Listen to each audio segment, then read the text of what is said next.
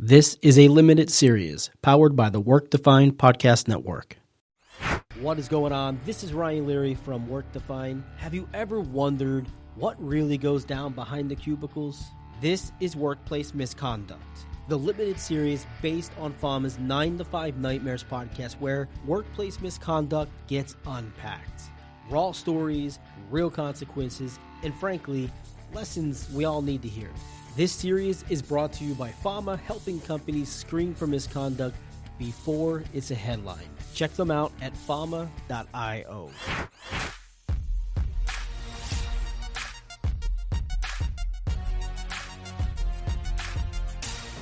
This is William Tincup and Ryan Leary. We're recording from Fama's booth at HR Tech. We've taken over the 9 to 5 Nightmares podcast. We got Jason on with us. Hello. Jason, how you doing? Doing great. Would you introduce yourself for us? Sure. Jason Roberts. I run technology and analytics for Cielo talent.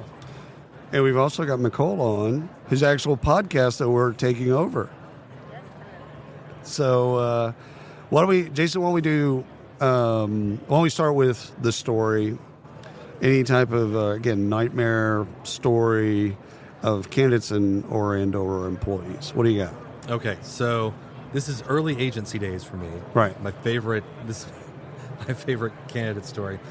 So back in these days, there was lots of H-1B stuff going on. Sponsorships and all that. Sponsorships, and I found this candidate. There was a killer for a client of mine, and I'm full out agency, right?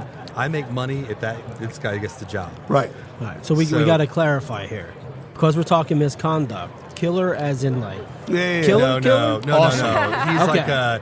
He was an excellent fit for the job. There we go. All right. Yeah. Unfortunately, we've seen some of the other kinds of killers. 100%. Yeah. Yeah. I have a story that I have an NDA that I can't tell about that. But yeah, this guy so find this candidate, and it's interview day.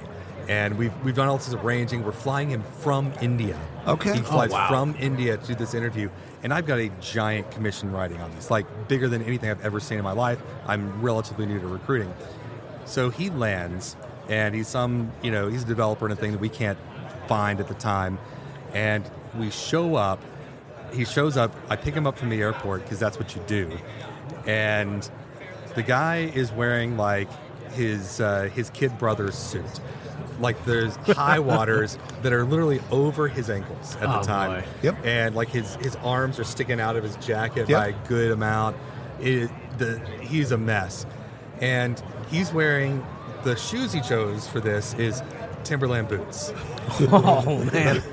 So he's ahead of the trend at this point, right? Like skinny suits and all that crap? It was, it's true, because this was like, late 90s. Right. Like, they had late a 90s, hit. early 2000s, right? Oh, yeah. He was way ahead. He was way ahead of his time. Way ahead. This is when the baggy pants that are MC cool Hammer now, pants. that's the first time they were in style. So that's what this was. So he shows up, and I'm like, oh my God, what do I do? And so... Drive by Brooks Brothers. That's what we did.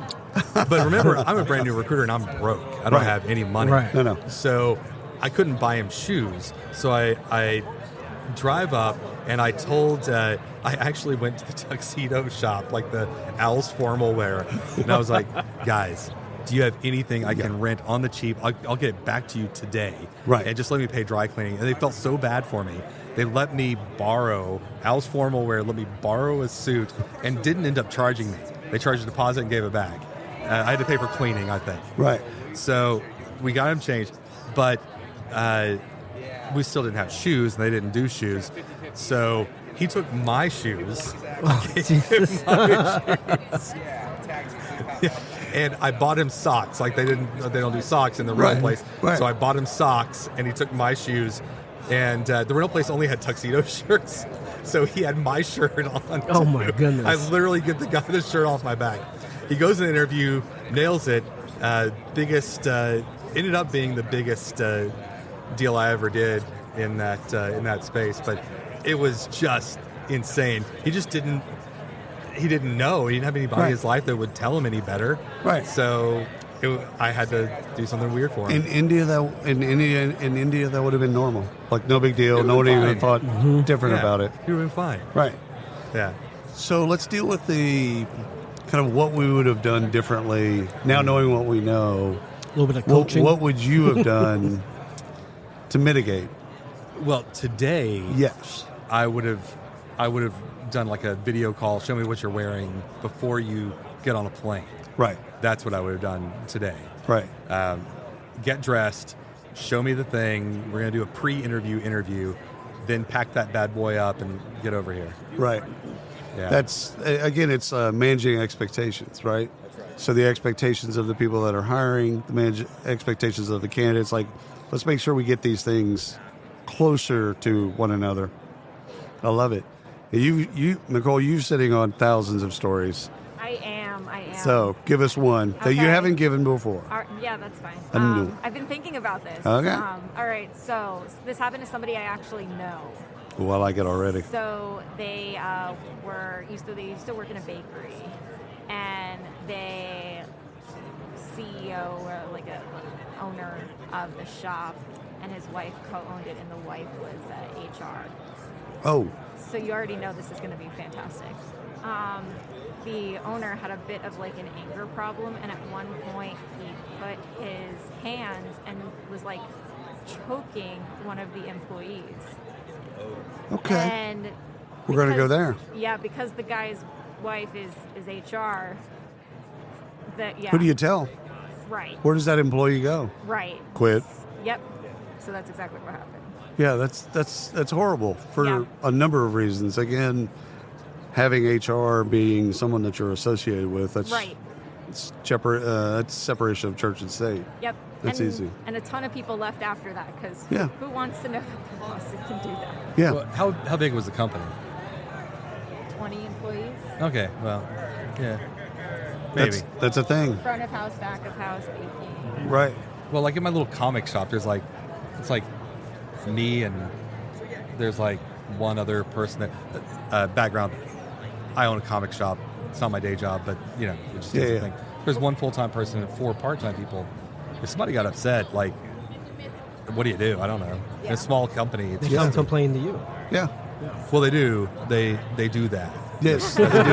Yes, they do. Yeah, they do. Jimmy's that. not working his full shift. He goes out on breaks. He's Yeah. high. Yeah, Well, whatever. I had a business partner at first, and what we found out along the way with this business partner is that he was actually getting a little too friendly with the clientele, and he would have these At late a night comic shop? Well, we did comic and games. Oh, okay, yeah. So like they had like late night D&D or whatever, and he had some people he was a little too friendly with in these things.